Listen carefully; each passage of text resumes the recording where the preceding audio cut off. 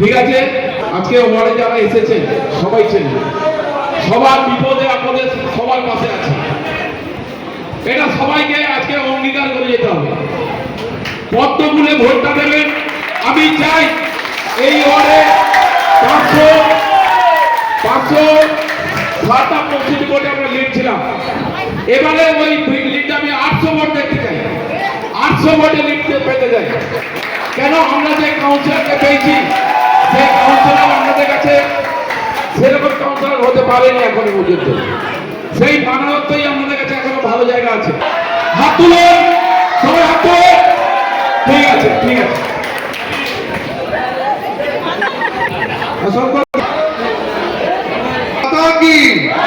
ভারত মাতা কি, আরো ধরে ভারত মাতা কি।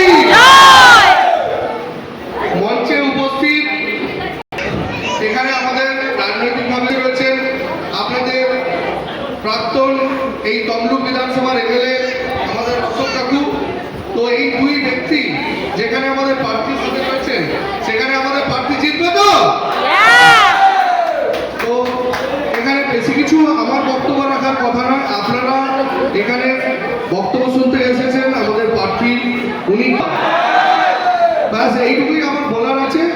এছাড়াও এই কমিটির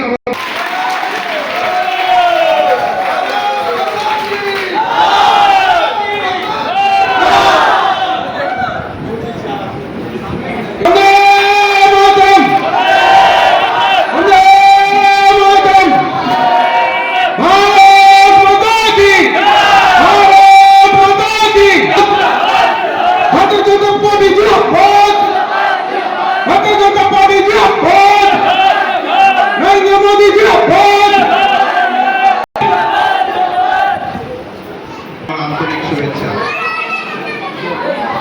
শ্রদ্ধা জ্ঞাপন করি মাননীয় মণ্ডল সভাপতি মহাশয় শ্রী অনিন্দ সুন্দর দাস মহাশয়কে,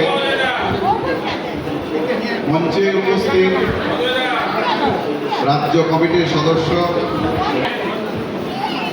ভারতীয় জনতা পার্টির সেই প্রাণ পুরুষ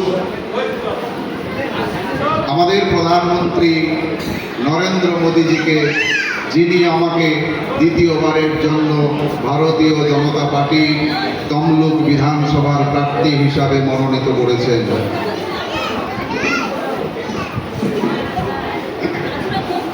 দেখুন, ভারতীয় জনতা পার্টি একটি রাজনৈতিক দল। যখন কোনো রাজনৈতিক দল সাংবিধানিক পদ্ধতিতে ভোট যুদ্ধে অংশগ্রহণ করে তখন তাকে দুটি সিম্বল ব্যবহার করতে হয়। আর এরিয়া হিসাবে এবং কি ধরনের ইলেকশন হচ্ছে, যদি পার্লামেন্টারি ইলেকশন হয় তাহলে এক একটা পার্লামেন্টারি কনস্টিটিউশনতে এক একজন ব্যক্তি নির্ধারিত হয়। এটা হচ্ছে রাজনৈতিক দল যখন ভোটে অংশগ্রহণ করে সংবিধান স্বীকৃত। এটা বলার উদ্দেশ্য এটাই, সবাই আমরা একসঙ্গে আছি, সবাই আমরা এই দলকে শক্ত করছি, সবাই আমরা এই দলকে শক্ত করে ভারতকে গড়ার চেষ্টা করছি। তো তাই এখন কোন জায়গায় দাঁড়িয়ে আছে? বাঙালি হিন্দুদের কথা যদি আমরা মনে করি, আমাদের ইতিহাস যদি মনে করি, তাহলে এই বাংলাকে পূর্ব পাকিস্তানের সঙ্গে যুক্ত করার চেষ্টা হয়েছিল। সেদিন শ্যামাপ্রসাদ মুখার্জির নেতৃত্বে পূর্ববঙ্গ, এই পশ্চিমবঙ্গের শাসক মুখ্যমন্ত্রী তিনি কি করতে চাইছেন? তিনি ঠেলে এটাকে বাংলাদেশের সঙ্গে মিশিয়ে দিতে চাইছেন। উঠে দাঁড়িয়ে বলো। আর আমাদের প্রধানমন্ত্রী কি করতে চাইছেন? তিনি হাত বাড়িয়ে রেখেছেন, বলে ভারতবর্ষের সঙ্গে যুক্ত থাকতে পারবে। এরকম একটা অবস্থায় দাঁড়িয়ে আছে আমরা। তো এরকম একটা অবস্থায় দাঁড়িয়ে থেকে আমাদের একটাই কাজ, আগামী 23শে এপ্রিল ফুলে ভোট দিতে হবে এবং ভারতীয় জনতা পার্টিকে ক্ষমতায় আনতে হবে।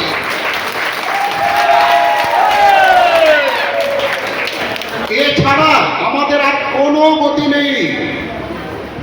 আমাদের অস্তিত্বের লড়াই, আমাদের প্রাণের লড়াই, জীবনের লড়াই।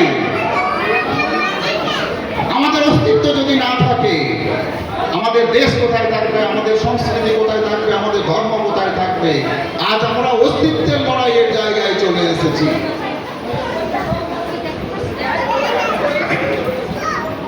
এবার তমলুক বিধানসভা সম্বন্ধে কিছু কথা বলি।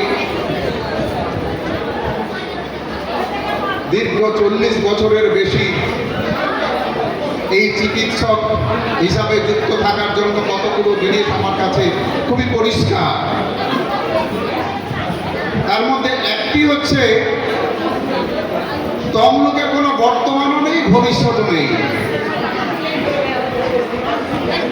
তমলুকের কথা যেই শোনে সঙ্গে সঙ্গে জানার চেষ্টা করে তমলুক এটা হয়েছিল, এটা হয়েছিল, অশোক এসেছিলেন, কিংবা হিরণ স্যার এসেছিলেন, কিংবা মহাপ্রভু এসেছিলেন, কিংবা এখানে বিপ্লবী তৈরি হয়েছিল, তাম্রলিপ্ত জাতীয় সরকার তৈরি হয়েছিল। সবই অতীত। বর্তমান তমলুকের কোনো অবস্থাই হয়তো সেরকম ভাবে স্বীকৃত হচ্ছে না বা ভবিষ্যৎ নেই। কেন নেই? তার কারণ তমলুকে নেই, কেউ সেরকম করে ভাবেনি। আপনি যদি পাশাপাশি কয়েকটা শহরের কথা দেখেন, আপনি যদি কাঁথিও দেখেন, হলদিয়াও দেখেন, সেগুলো যে জায়গায় উন্নত হয়েছে সেই তুলনায় তমলুকের উন্নতি হয়নি। তুলনামূলকভাবে আমি যদি একটা উদাহরণ দিই আপনাদের কাছে, কেন্দ্রে থাকা ভারতীয় জনতা পার্টি কি করতে পেরেছে রেলওয়ের মাধ্যমে? আপনারা জানেন, এই যে তমলুক রেল স্টেশন, আমাকে অনেকেই বলেছে যে তমলুক রেল স্টেশন এখন তো রেল স্টেশন নয়, ওখানে গেলে যেন মনে হয় এয়ারপোর্ট। তো এটা হচ্ছে কেন্দ্রীয় সরকারের দ্বারা তৈরি হয়েছে। কিন্তু তার সামনে কি হয়েছে? সামনে কি হওয়ার কথা ছিল? একটা সেন্ট্রাল বাস স্ট্যান্ড। সেটা করার কথা কার? রাজ্যের করার কথা। তাহলে যদি এখানে ক্ষমতায় আসে ভারতীয় জনতা পার্টি, যদি পশ্চিমবঙ্গের ক্ষমতায় আসে, তাহলে ওই সেন্ট্রাল বাসটাকে এমনভাবে সুন্দরভাবে সাজিয়ে দেবে যেটা ওই রেল স্টেশনের সঙ্গে মানানসই হবে। শুধু দেখতে নয়, আজকে তমলুক শহর এটাকে জেলা শহর। এই জেলার বিভিন্ন প্রান্ত থেকে জজ কোর্ট রয়েছে। এই যে জেলার বড় বড় ইনস্টিটিউটগুলো, যখন বাইরের থেকে মানুষ রেল স্টেশনে নামবে, সেন্ট্রাল বাস স্ট্যান্ডে চলে আসবে, অথবা বাইরে থেকে এলো সেন্ট্রাল বাস স্ট্যান্ডে গেল, বিভিন্ন জায়গায় চলে যাবে। আজকে দেখবেন কোনো পেশেন্ট যদি ওই রামনগর, কাঁথি বা অন্যান্য জায়গা থেকে আসে, ডিমতৌড়ি থেকে আসতে আসতে ধারিন্দা রেল গেটে আটকে গেল। কিভাবে জ্যাম হয় এখানে আমাদের সকলের উপলব্ধি আছে। কেউ ভেবেছে এটাকে এই সমস্যার সমাধান করার জন্য? এই সমস্যার সমাধানের একটাই উপায়, হয় উপর দিয়ে ফ্লাইওভার করতে হবে, নইলে আন্ডারপাস তৈরি করতে হবে। কেউ এটা ভাবেনি। তমলুকে পানীয় জলের সমস্যা রয়েছে, সেটা নিয়ে হয়তো ভাবা হয়েছে, কিন্তু যেভাবে ধীরে ধীরে ধীরে ধীরে কাজ চলছে, সেটা জেনারেশনের পর জেনারেশন চলে যাবে, হয়তো কাজ শেষ হবে না। যদি শিক্ষা ব্যবস্থার কথা চিন্তা করা হয়, যখনই মাধ্যমিকের রেজাল্ট আউট হয়, যখন হায়ার সেকেন্ডারি রেজাল্ট আউট হয়, তখন কোন জেলা ফার্স্ট হয়? সব সময় পূর্ব মেদিনীপুর। তার সদর শহর হচ্ছে তমলুক। এখানে একটা সেন্ট্রাল স্কুল থাকবে না? এখানকার মেধাবী ছাত্রছাত্রীরা সেন্ট্রাল স্কুলে কেন পড়ার সুযোগ পাবে না? কেউ কি চিন্তা করে দেখেছে এটা থাকার দরকার? তমলুক মহাবিদ্যালয়, কেন সেটা আজকে বিশ্ববিদ্যালয় হবে না? পাশাপাশি দেখবেন অনেক জায়গায় বিশ্ববিদ্যালয় হয়ে গেছে, কেন এটা হবে না? তো এই যে সমস্যা, তাছাড়া নগরের বাইরে যদি আমরা চলে যাই, তাহলে সে নদী বাঁধ কিংবা এখানে পান চাষ হয়, ফুল তৈরি হয়, সেগুলো নিয়ে চিন্তা ভাবনা, রিসার্চ, এইসব ব্যাপারগুলো তো আছেই। তো আমি এই বিধানসভার নির্বাচনে ভারতীয় জনতা পার্টি প্রার্থী হয়ে যেদিন আপনাদের সহযোগিতায় যেতে আসবো,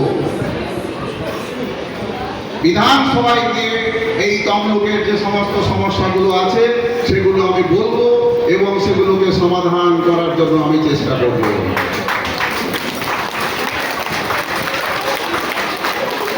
আমার বক্তব্য দীর্ঘায়িত করে লাভ নেই, কারণ যে অবস্থায় আমরা আছি এখন ইলেকশন এসে গেছে আর 18-19 দিন বাকি আছে। এভাবে আলোচনা করতে করে সময় নষ্ট কিছুটা হয়, তবুও করার দরকার, কিন্তু দীর্ঘায়িত আমি করব না। এখন যেটা দরকার, আমাদের প্রত্যেকের কাছে যেতে হবে, 2বার 3বার যেতে হবে, তাদেরকে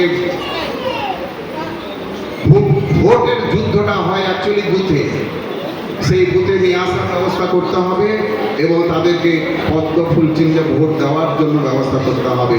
এই কাজগুলো আমাদের করে যেতে হবে। এই কাজগুলো করতে পারলে আগামী 23শে এপ্রিল পদ্ম ফুলে ছাপ পড়বে এবং তার রেজাল্ট আমরা পেয়ে যাব 4 মে। এই কয়েকটা কথা বলে আমি আমার বক্তব্য শেষ করছি। আপনারা সবাই ভালো থাকুন, সুস্থ থাকুন। বন্দে মাতরম, বন্দে মাতরম, বন্দে মাতরম, ভারত মাতা কি জয়, ভারত মাতা কি জয়। আমরা অসংখ্য ধন্যবাদ জানাই আমাদের 11 নম্বর ওয়ার্ড কমিটির পক্ষ থেকে মাননীয় ডাক্তার হরেকৃষ্ণ বেড়া মহোদয়কে। তিনি তার অমূল্য বক্তব্য আপনাদের সামনে তুলে ধরলেন। আপনাদের কাছে আমাদের 11 নম্বর ওয়ার্ড কমিটির পক্ষ থেকে অনুরোধ, আমাদের যে সকল বক্তব্য এবারে আপনাদের সামনে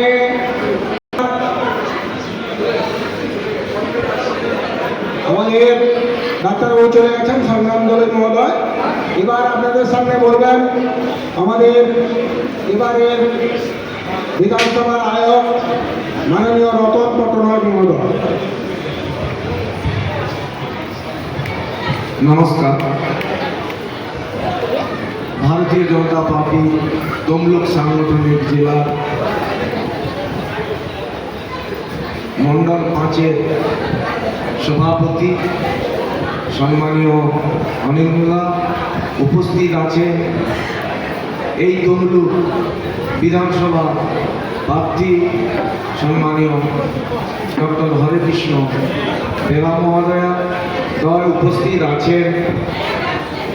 তমলুক সাংগঠনিক জেলার সদস্য এবং হাওড়া আছে। আমরা এই যে নির্বাচন, এই নির্বাচনে পশ্চিমবাংলার নির্বাচন, এই পশ্চিমবাংলার নির্বাচন অর্থাৎ এই পশ্চিমবাংলার আইন কেমন হবে, এই পশ্চিমবাংলার জনগণ কিভাবে সুরক্ষিত থাকবে, সাধারণ মানুষের স্বাস্থ্য কিভাবে পরিষেবা পাবে, এই পশ্চিমবাংলার শিশুদের যে শিক্ষা, যুবকদের যে শিক্ষা, তার কি ব্যবস্থা হবে, এর জন্য কিন্তু এই পশ্চিমবাংলার নির্বাচন। আর এই নির্বাচনে আমরা দেখেছি এখানকার যে শিক্ষা ব্যবস্থা কিন্তু পরিবর্তন করার জন্য তৈরি, তাই আমরা পরিবর্তন করব। আজকে আপনারা জানেন যে মমতা ব্যানার্জি বিভিন্ন সময় তিনি তার যে নামের পরিবর্তন ঘটান, প্রতিটি নির্বাচন আসে তিনি একটি করে নির্বাচনে তার পরিবর্তন ঘটান। আমরা সততার প্রতীক রেখেছিলাম, যে সততার প্রতীকে মমতা ব্যানার্জি আজকে আমাদের দুর্নীতিতে ভরে দিয়েছে। যা দুর্নীতিতে ভরে দিয়েছেন সেই দুর্নীতির বেড়াজাল থেকে মমতা ব্যানার্জি আর বেরাতে পারছেন না। তাই আবার যখন নির্বাচন আসে তিনি সেই নির্বাচনে আবার নতুন একটি নাম নিয়ে আপনাদের কাছে আসেন। তিনি বলেন মা মাটি মানুষের সরকার, অর্থাৎ যে পশ্চিমবাংলার জনগণকে নিয়ে তিনি ক্ষমতায় গিয়েছিলেন সেই জনগণকে আজকে রক্তাক্ত করছে। আজকে এলাকার যারা ভারতীয় জনতা পার্টি পতাকা ঝান্ডা নিয়ে ঘুরে বেড়াচ্ছেন, কোথাও তাদেরকে গলায় দড়ি দিয়ে ঝুলিয়ে দিচ্ছে, কোথাও তাদেরকে খুন করছে। পশ্চিম বাংলায় মমতা ব্যানার্জি আসার পর ভারতীয় জনতা পার্টি 300-র উপর আমাদের কর্মীরা শহীদ হয়েছেন। তিনি কিন্তু বলেছিলেন মা মাটি মানুষের সরকার, তিনি কিন্তু মানুষকে আজকে রক্তাক্ত করেছেন। তার পরিবর্তন করব, তার পরিবর্তন করার জন্য আমরা আমাদের তমলুককে প্রার্থীকে জয়যুক্ত করব। মমতা ব্যানার্জি তারপরে আবার পরিবর্তন করলেন, যখন দেখলেন যে রক্তাক্ত মানুষ, তাই তিনি বললেন আমি ঘরের মেয়ে, কাছের মেয়ে, কাজের মেয়ে। আপনারা ভাবুন, যিনি ঘরের মেয়ে, কাজের মেয়ে, কাছের মেয়ে, তিনিও একজন মহিলা। আজকে পশ্চিম বাংলা মহিলা সুরক্ষিত নেই, কারণ পশ্চিম বাংলার মহিলাদেরকে তিনি আজকে ধর্ষিতা। তিনি সাংবাদিকদেরকে বলছেন, পশ্চিম বাংলার মা বোনদের বলছেন আপনারা রাত্রির বেলা বাড়ি থেকে বেরাবেন না। কিসের জন্য? পশ্চিম বাংলার নারীরা কি এত অবহেলিত, এত শাসিত, এত পীড়িত, এত নির্যাতিত? মমতা ব্যানার্জি করছেন, তার কারণে আজকে আপনার বাড়ি, আমার বাড়ির মেয়েরা আজকে রাত্রে বেরাতে পারছেন না। কিসের জন্য? এই মমতা ব্যানার্জির সরকারের জন্য। এই সরকারকে আমরা পরিবর্তন করব। আপনারা জানেন মমতা ব্যানার্জি বলছেন খেলা হবে। কার সঙ্গে খেলবেন? ভারতীয় জনতা পার্টির সঙ্গে খেলবেন। ভারতীয় জনতা পার্টির সঙ্গে যদি খেলতে হয়, সারা ভারতবর্ষ জুড়ে মমতা ব্যানার্জিকে খেলতে হবে। কিন্তু মমতা ব্যানার্জি বলছেন খেলা হবে। কোথায় খেলবেন? না, এই খেলা হবে স্লোগান কিন্তু বাংলাদেশে। তিনি এই বাংলাদেশের খেলা হবে স্লোগানকে নিয়ে আপনাদের মধ্যে, আমাদের মধ্যে তিনি খেলতে গিয়ে আমাদের পরিবারের ছেলে মেয়েদের উপর তিনি কিন্তু অত্যাচারিত করছেন। তাই তার পরিবর্তন আমাদের ঘটাতে হবে। আপনারা ভাবুন, আপনার বাড়ির ছোট ছোট শিশুরা স্কুলে যায়, শিক্ষা লাভ করে, উচ্চ শিক্ষায় শিক্ষিত হয়। আপনারা ভাবুন, আপনার বাড়ির ছেলেরা কিসের জন্য শিক্ষায় শিক্ষিত লাভ করবে? যে শিক্ষা পশ্চিম বাংলায় কোনো মানুষকে চাকরি দিতে পারেনি, কোনো মানুষকে কর্মসংস্থান করে দিতে পারেনি, তাহলে আপনি যে ছেলেটিকে লক্ষ লক্ষ টাকা ব্যয় করে শিক্ষা দান করছেন, সেই ছেলেটি কি হবে? না, দুদিন পরে সেই ছেলেটিকে আপনাকে ভিন্ন রাজ্যে কাজে পাঠাতে হবে। কিসের জন্য? না, এখানে মমতা ব্যানার্জির সরকার থাকার জন্য। আপনারা জানেন যে পশ্চিম বাংলার বাইরে যে ছেলেগুলি কাজে যায়, তারা কিন্তু সেই রাজ্যে ভারতীয় জনতা পার্টির সরকার চলে, সেখান থেকে রুটি রোজগার করে আপনাদের পেটের অন্ন তুলে দিচ্ছে। তাহলে আপনারা ভাবুন, সেই ছেলেকে আমার পশ্চিম বাংলায় কর্মসংস্থানের জন্য আমাদেরকে পরিবর্তন করতে হবে, আমাদেরকে পদ্ম ফুলে ভোট দিতে হবে। আর এই কাজ যদি আমরা না করতে পারি, আজকে আপনারা যে স্বপ্ন দেখছেন আপনার পরিবারের ছেলেরা আবার কিন্তু ভিন্ন রাজ্যে চলে যাবে, এখানকার তার বৃদ্ধ মা বাবা মৃত্যুর কালে মুখে এক ফোঁটা জল দেওয়ার মতো আপনার ছেলে আপনার কাছে থাকবে না। আপনারা জানেন অনেক বৃদ্ধ মা বাবা মারা যান, তাকে দাহ করবার জন্য সে সময়টুকু থাকে না।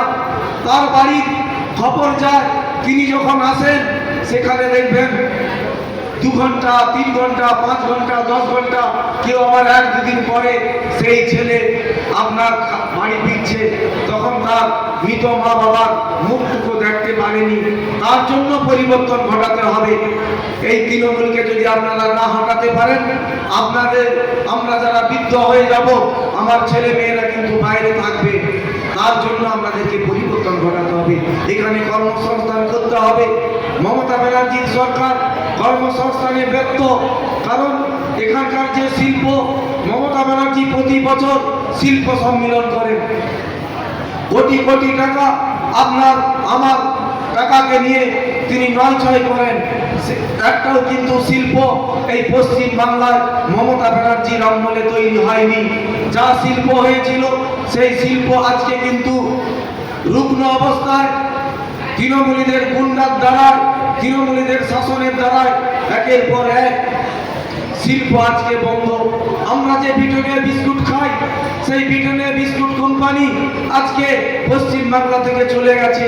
লক্ষ লক্ষ ছেলে মেয়েরা আজকে দিশেহারা, কাজ পায়নি, তাদের কাজ চলে গেছে। আমরা যদি এই সব কোম্পানিকে রাখতে চাই তাহলে আমাদেরকে পরিবর্তন করতে হবে।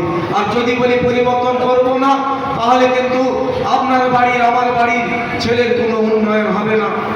আমরা বলি ভারতীয় জনতা পার্টি প্রতিটি মানুষের জন্য কর্মসংস্থানের ব্যবস্থা করেছেন। আপনারা জানেন যে পশ্চিম এই তমলুকে প্রতি এই 11 নম্বর ওয়ার্ডে ভারতীয় জনতা পার্টির বহু ছেলে আজকে কর্মসংস্থান করছে। কিসের কাজ জানেন? এই যে তথ্য মিত্র কেন্দ্র, ভারতীয় জনতা পার্টি আসার ফলে এখানে তথ্য মিত্র কেন্দ্র গঠন হয়েছে। সেই তথ্য মিত্র কেন্দ্র কিন্তু যে ছেলেরা কাজ করে, সেই ছেলেরা কিন্তু আপনাদের যে কর্মসংস্থান এই তমলুক নগরে কিন্তু ভারতীয় জনতা পার্টি এই পদক্ষেপ নিয়েছিলেন বলে আপনার ওয়ার্ডের ছেলে মেয়েরা কিন্তু এই কর্মসংস্থান করে খেতে পাচ্ছে। তাই ভারতীয় জনতা পার্টিকে আপনারা আনুন বলে সবাইকে যথাযোগ্য স্থানে প্রণাম ও নমস্কার জানিয়ে আমি আমার কথা শেষ করছি। জয় হিন্দ, বন্দে মাতরম, ভারত মাতা কি জয়। জয় হিন্দ, বন্দে মাতরম, ভারত মাতা কি জয়। আজকে নির্বাচনী প্রচার চলছে, নির্বাচনী সভা আপনারা সবাই উপস্থিত হয়েছেন। মঞ্চে উপবিষ্ট অনিন্দ ও আমাদের নির্বাচন আহ্বায়ক রয়েছেন এবং মঞ্চে যারা পাশে রয়েছেন, সম্মুখে রয়েছেন, তাদেরকে অসংখ্য কাছে একটা গুরুত্বপূর্ণ বিষয়। এক দেশের প্রধানমন্ত্রী নির্বাচনের জন্য একরকম ভাবতে হয়, আর প্রথম যদি বলতে হয় দেশের নির্বাচনের পরিপ্রেক্ষিতে বিজেপি সরকার কিভাবে কি কাজ করছে না করছে তা নিয়ে কোনো দ্বিমত থাকতে পারে না। সারা বিশ্বের কাছে আমাদের ভারতবর্ষ একটা নির্দিষ্ট পজিশনে অগ্রগতিতে এগিয়ে যাচ্ছে, যেটা বিভিন্ন ক্ষেত্রে আপনারা দেখতে পাচ্ছেন। আর রাজ্যের নির্বাচনের ক্ষেত্রে দীর্ঘদিন আমরা 15 বছর যাবৎ আমাদের তৃণমূল সরকারকে প্রতিষ্ঠিত করিয়েছি এবং আমরা যারা এখানে উপস্থিত আছি আমরাও এই তৃণমূল সরকারকে প্রতিষ্ঠায় মুখ্য ভূমিকা পালন করেছিলাম। তার মধ্যে আমাদের বিভিন্ন রকম পরিবর্তন ঘটেছে। এই পরিবর্তনের মধ্য দিয়ে আমাদের এখন সবচেয়ে ভাবার বিষয়বস্তু হচ্ছে আমরা কি করব বলতে আমাদের মুখ্যমন্ত্রী মমতা ব্যানার্জি তিনি তার কিছু কথাবার্তা যেভাবে বলছেন, আমাদের যদি সনাতনী ধর্মের কথা বলি, আমাদের দেওয়ালে পিঠ ঢেকে দেওয়ার মতো ব্যবস্থা করছেন। একটা সম্প্রদায় যাকে 1 সেকেন্ডে আমাদের 12টা বাজিয়ে দেওয়ার মতো বক্তব্য একজন মুখ্যমন্ত্রী রাখতে পারেন, এটা ভাবা যায় না। তাই আমাদের এখানে ভাবতে হবে তৃণমূল সরকার যেভাবে আমাদের সনাতনীদের ক্ষেত্রে এইবারের নির্বাচন পশ্চিমবঙ্গে বিশেষ করে ধর্মের নিরপেক্ষতে আমাদেরকে একজোট হতে হবে। এখানে হয়তো সনাতন ধর্মে ছাড়া অন্যরাও রয়েছেন, তারা হচ্ছে রাষ্ট্রবাদী যে সমস্ত ব্যক্তি রয়েছেন, তাদেরকেও আমরা বলবো আপনারাও দিদিমণির এই ধর্মের উস্কানিমূলক মন্তব্য থেকে আপনারাও সরে আসুন। এখন রাজ্য গঠনের রাজ্যের মুখ্যমন্ত্রী প্রত্যেকটা সভাতে যেভাবে মিথ্যা ভাষণ দিয়ে যাচ্ছেন, আমরা যারা ন্যূনতম নির্বাচন সম্বন্ধে বা রাজ্যের সম্বন্ধে জেনে থাকি তারা নিশ্চয়ই বুঝতে পারছেন। ফোনে আপনারা দেখতে পাচ্ছেন, ফোনে বিভিন্ন মিডিয়ার মাধ্যমে আপনারা দেখতে পাচ্ছেন যে আমাদের মুখ্যমন্ত্রী যেসব কথাবার্তা একজন বলতে পারেন এটা বলা যায় না। আমি একজন শিক্ষক, ক্লাসে গিয়ে আমি উল্টো পাল্টা কথা বলতে পারি না, এটা হচ্ছে প্রথম কথা। আমি রাস্তায় দাঁড়িয়ে বন্ধু বান্ধবের সঙ্গে দু একটা আজে বাজে কথা বলতে পারি, কিন্তু শ্রেণীকক্ষে গিয়ে আমি কিন্তু উল্টো পাল্টা বলতে পারি না। একজন মুখ্যমন্ত্রী যেভাবে উস্কানিমূলক কথাবার্তা, এই যে দুদিন আগে যে ঘটনা ঘটে গেল জাজদের জন্য অবরোধের করল, এর মূল কাণ্ডারই এই মুখ্যমন্ত্রী। এবার দেখুন, যেই এখানে মুখ্যমন্ত্রী আবার তাদের কাছ থেকে সরে আসতে চাইছে, সরে এসেও গেছে, তার বক্তব্যে আপনারা বুঝতে পারছেন। তাই এই মুখ্যমন্ত্রীকে আপনারা বিশ্বাস করবেন না। আর পরিবর্তন হলে অনেকে ভাবছেন যে আমাদের কি হবে। দেখুন, আমাদের বিজেপি তার কিছু ইস্তাহারে আপনাদের নিশ্চয়ই এই লক্ষ্মী ভাণ্ডার 1,500-এর জায়গায় 3,000 করবে, এটা আমাদেরকে কিছু কিছু ক্ষেত্রে বিশ্বাস করতে হবে। কেউ না এলে আপনাদেরকে দেবে কি করে, তাই তাদেরকে প্রতিষ্ঠা আনতে হবে। তাই এই নির্বাচন সনাতনের যেমন একটা দেওয়ালে পিঠ থেকে আবার তাদেরকে প্রত্যাবর্তন করতে হবে, সে জায়গায় থেকে আমাদেরকে পরিবর্তন অবশ্যই করতে হবে। আর যদি পরিবর্তন না হয় তাহলে দেখতে পাবেন বিভিন্ন জায়গায় আমাদের তমলুকে যে সমস্ত মানে উগ্রবাদীরা আক্রমণ করে চলছে, তারা কিন্তু পর্যায়ক্রমে আমাদের বাড়ির দেওয়ালে এসে পৌঁছাবে, এটা আপনাদেরকে ভাবতেই হবে। এই নির্বাচন ধর্মের পরিপ্রেক্ষিতে আপনাকে ভাবতেই হবে। আপনারা যতই শিক্ষিত হন, আপনারা বিভিন্ন মিডিয়ায় প্রচারে দেখতে পাচ্ছেন যে প্রকৃত অর্থে আমাদের তৃণমূল সরকার কি করতে চলেছে আর কিভাবে এগিয়ে নিয়ে যাচ্ছে। আর কিছু নয়, আপনাদেরকে অশেষ ধন্যবাদ। আপনাদের বোধ শক্তি জাগরিত আছে। আপনাদের এই বোধ শক্তির দ্বারা আপনাদের প্রতিবেশী বা আপনাদের বন্ধু বান্ধবকে সবাইকে জাগরিত করুন, সেটা সূক্ষ্মভাবে হোক বা গোপনীয়ভাবে করতে হবে। আমাদের গোপনীয়তা বজায় রেখেও করতে হবে, কারণ অনেকে পার্টির ভয়ে তারা এগিয়ে আসতে পারে না, তাই গোপনীয়তাও বজায় রাখতে হবে। সেই জায়গা থেকে আপনাদেরকে জোরবদ্ধ হওয়ার জন্য বিশেষ অনুরোধ করছি, কারণ আমাদের সনাতনের দেওয়ালে পিঠ ঠেকিয়ে দিয়েছেন দিদিমণি। এই কথাটা আমি বারবার বলতে চাচ্ছি। আমি একজন শিক্ষক হিসাবে উল্টো পাল্টা কথা যেখানে বুঝি আপনাদের এই সবাই দাঁড়িয়ে আমি উল্টো পাল্টা আজে বাজে ভাষা বলতে পারি না। কিছু কথা এই যে সনাতন বলছি বা একটা সম্প্রদায়, সেখানে আমি বলতে পারছি না ইনডাইরেক্টলি যে এই সম্প্রদায়টা এরকম হয়ে গেছে। সেইভাবে না করে দিদিমণি প্রকাশ্যে উস্কানি, এর চেয়ে মিথ্যুক দিদিমণি। আমরাও দিদিমণির ভক্ত ছিলাম, আমিও ছিলাম একসময়। আপনারা হয়তো যে সময় তৃণমূলের জন্ম হয়েছিল তখন হয়তো আপনারা ছিলেন না। আমি তৃণমূলের জন্মতে প্রধান একজন ছিলাম আমার দেশবাড়িতে, সেখান থেকে আমি সরে এসেছি। তার মানে এইভাবে মিথ্যা চারণ দিয়ে আমাদেরকে ভুলিয়ে ভালিয়ে রাখতে যায় না। আর কিছু বলছি না, আপনারা পরিবর্তন আনুন, পরিবর্তনের সুযোগ সুবিধা ভোগ করুন। যে যাই বলুন, পরিবর্তন এলে তার ফল আমরা সবাই উপভোগ করি। সে চাকরিজীবী থেকে শুরু করে, পরিযায়ী শ্রমিক থেকে শুরু করে, লক্ষ্মী ভাণ্ডার বলুন, বিভিন্ন ভাতা বলুন, সব জায়গা থেকে আমরা উপকৃত হব। তৃণমূল সরকারের কিছু বক্তব্য তারা যে বলে দিচ্ছে এরা এলে এটা বন্ধ করে দিবে, সেটা বন্ধ করে দিবে, এই প্রলোভনে বা এই কথায় হয় না। কারণ যে প্রকল্প শুরু হয়ে যায় সে কোনোদিন বন্ধ হয় না। সেটা সংশোধন হয়, সেটা পরিমার্জনা হয়, সেটার ভালো খারাপটা বিবেচনা করে ভালোর দিকটাকে নিয়ে যাওয়া হয়। আর কিছু নয়, আপনাদের বোধ শক্তি সুদৃঢ় আছে। আপনাদের এই সুদৃঢ় বোধ শক্তির দ্বারা আপনারা বিজেপি সরকারকে আনার জন্য চেষ্টা করবেন। আর আমাদের তমলুক 203 বিধানসভা কেন্দ্রে ডাক্তার হরেকৃষ্ণ বেরা মহাশয়কে আপনারা বিপুল ভোটে পদ্মফুল চিহ্নে ভোট দিয়ে জয়যুক্ত করবেন। কারণ প্রলোভনে না করে আপনারা আপনাদের মতামত দিয়ে আমাদের পরবর্তী সরকার পরিবর্তনে হাতিয়ার হোক। এই জয় হিন্দ, বন্দে মাতরম। বন্দে মাতরম। জয় হিন্দ, বন্দে মাতরম। বন্দে ভারত মাতা মাতরম। কি জয় ভারত মাতা কি জয় ভারত মাতা কি জয়। এবার বন্দে মাতরম। আমার ওয়ার্ডের বিশিষ্ট নাগরিকবৃন্দ, ভোটার সকলকে সমভাবে সম্মান জানিয়ে আমি এখানে একটাই মাত্র কথা বলতে চাই। বক্তা এখানে এখনো আছে, ফলে আমি ঠিক বক্তব্য রাখবো না।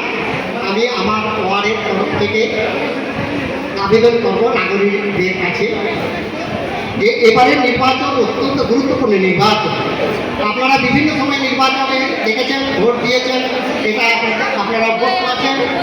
কিন্তু অন্য যে কোনো অন্য বারের তুলনায় এবারের যে নির্বাচন হচ্ছে অতীব গুরুত্বপূর্ণ নির্বাচন।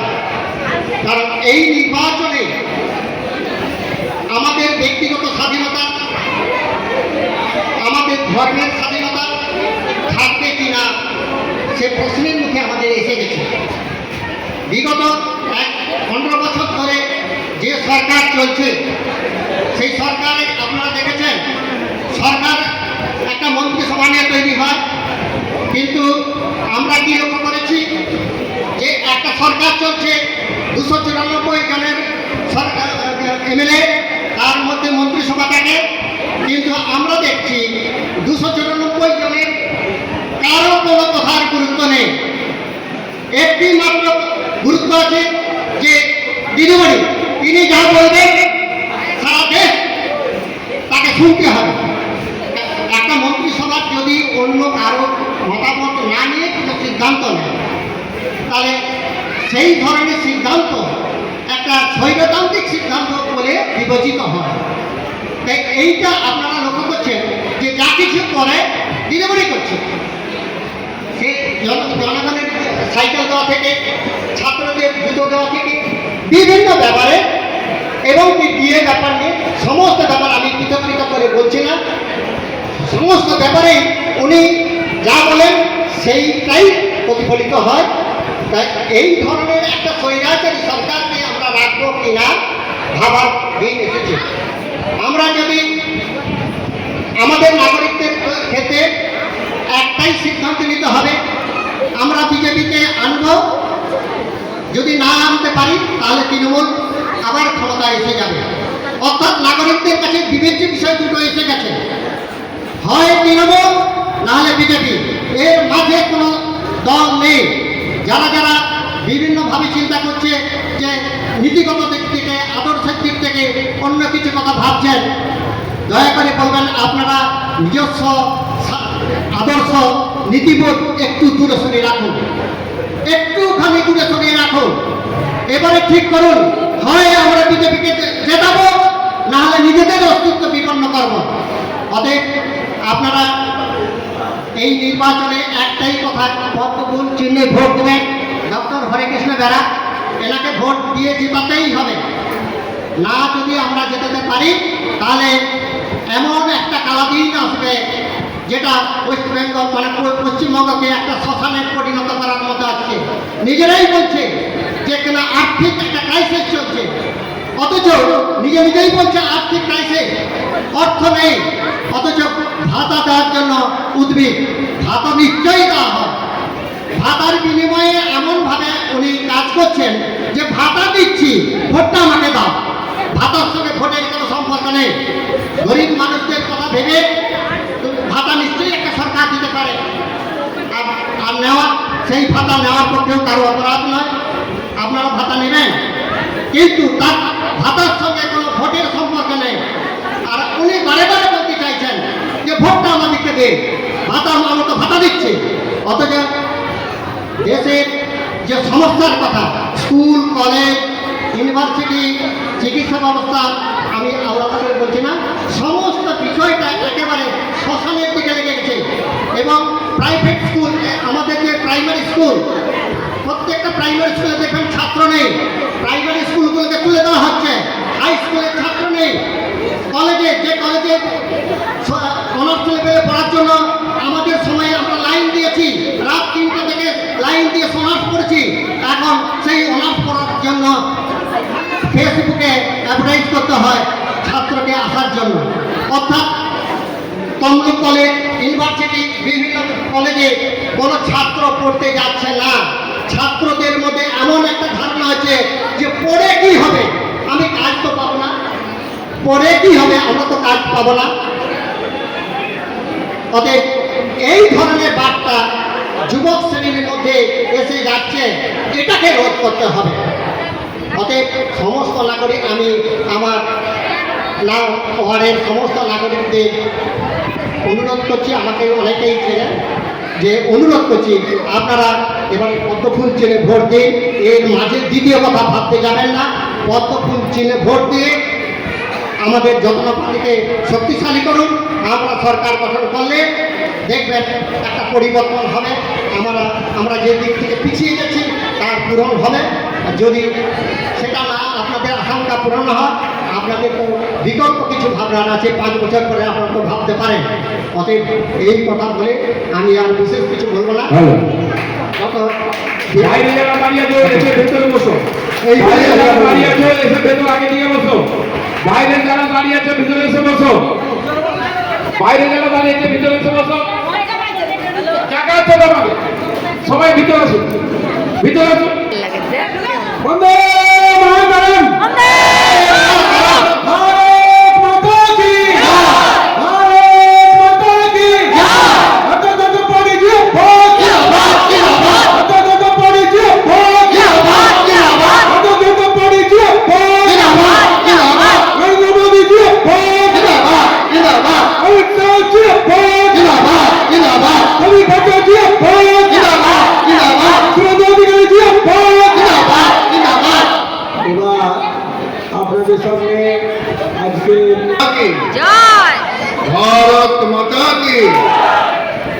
পাল্টানো দরকার, পাল্টানো দরকার, এই তৃণমূল সরকার পাল্টানো দরকার।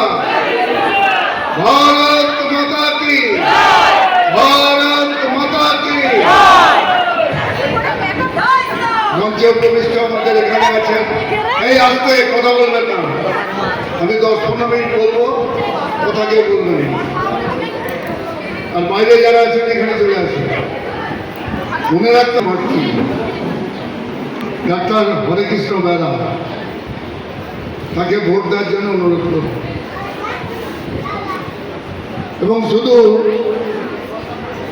এটুকুই বলতে পারি যে চারিদিকে যা মানুষের আবেগ, উচ্ছ্বাস এবং এই সরকারের প্রতি ঘৃণা,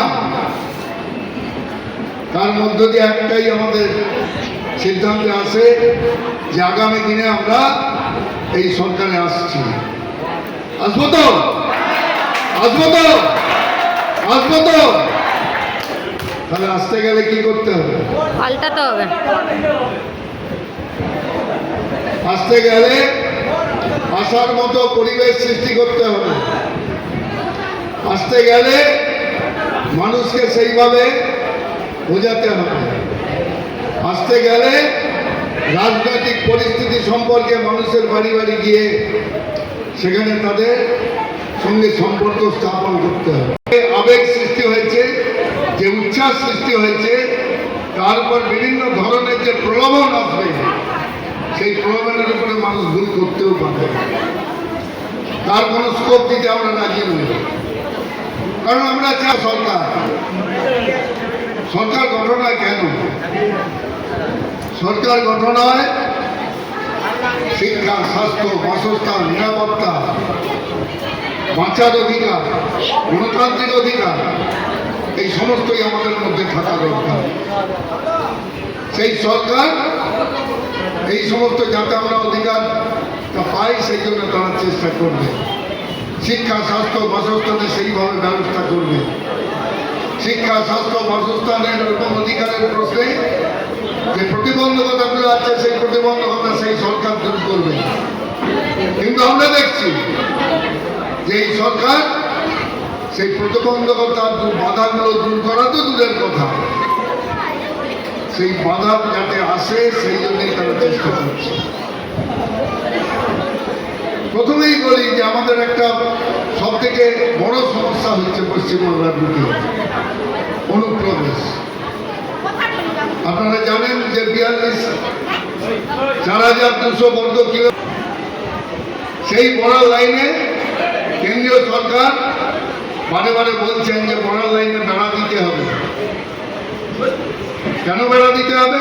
ওপারের লোকের পাশে ঢুকছে। কিন্তু এমন একটা সরকার, একটা দেশের নিরাপত্তা জড়িয়ে আছে যেখানে, সেই নিরাপত্তা যাতে বিঘ্নিত হয় সেই জন্যই কাজ করে যাচ্ছে। কিসের জন্য? তার নিজের স্বার্থের দিকে থাকে। কিসের স্বার্থ?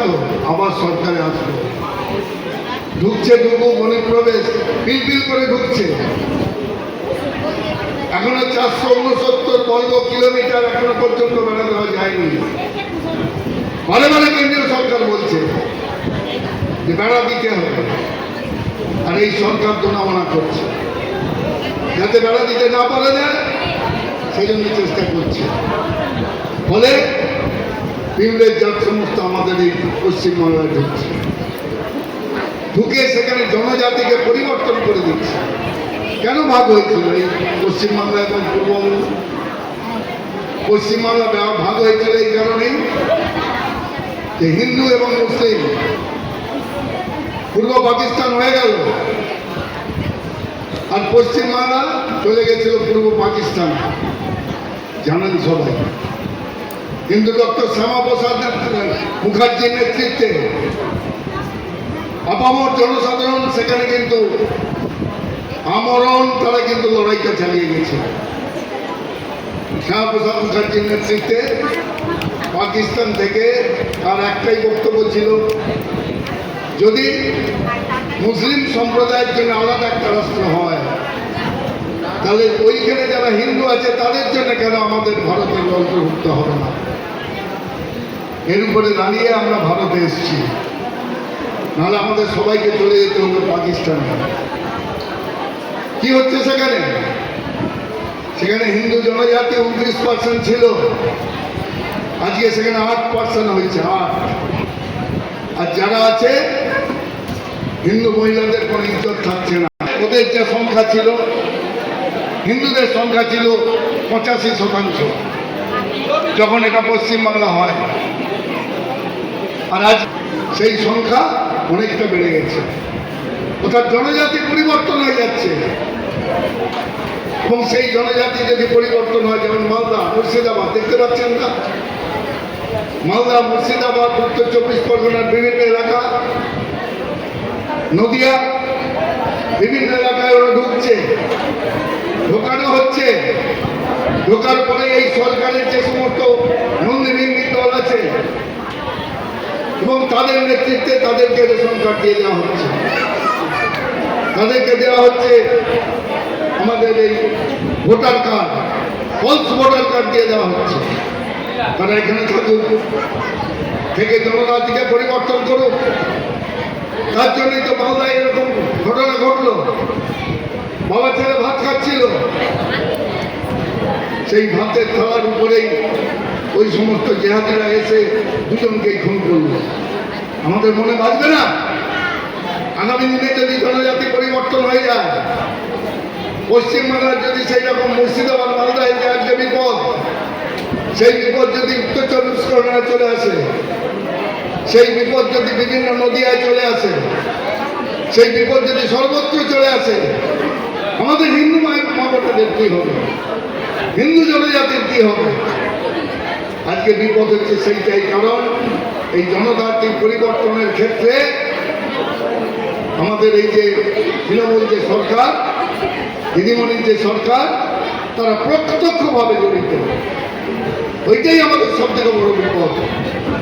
সেই বিপদ থেকে যদি রক্ষা পেতে হয়, তাহলে এইটাই শেষ নির্বাচন, যে নির্বাচনে আমাদেরকে কিন্তু বিজেপিকে জয়যুক্ত করতেই হবে। আজকে বিজেপি কোনো ফালনাবাটি নয়। দিদিমণি বলে দিচ্ছেন যে আমাদের প্রধানমন্ত্রী হচ্ছে অনুপ্রবেশকারী। লজ্জা